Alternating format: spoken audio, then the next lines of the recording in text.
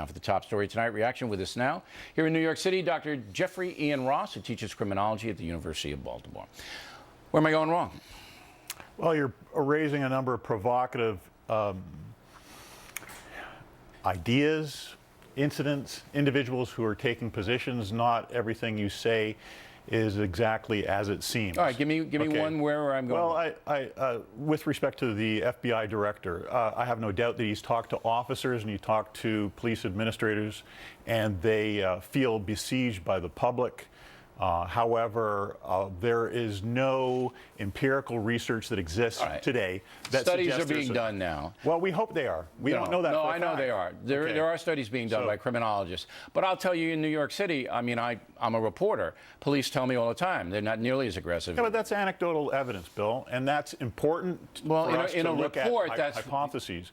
But then we need to investigate those. They're very provocative. This Ferguson, but you're not disputing that, are you? I'm disputing what the selective police officers feel like they're under siege. No, I'm not disputing that. You can't, because the evidence is that a mayor like de Blasio in New York City and your mayor down in Baltimore, they're perceived by the cops, the rank and file, as being anti-cop.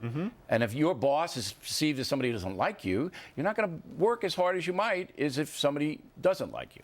But look at the facts. I mean, I don't like, this Tarantino character, and I think he destroyed his career, because anybody hearing that is going to go, you know what, maybe I'm not going to see his movies. I mean, you have in this country 630,000 law enforcement agents, active, 630,000. You know how many shootings there were? How many people there were in the last study killed in a year, 2013? Do you know? Not off the top of my head, but I know it's actually decreasing. 516. Sure. I mean, it's infinitesimal. And out of that, whites 268, blacks 142, Hispanics 90.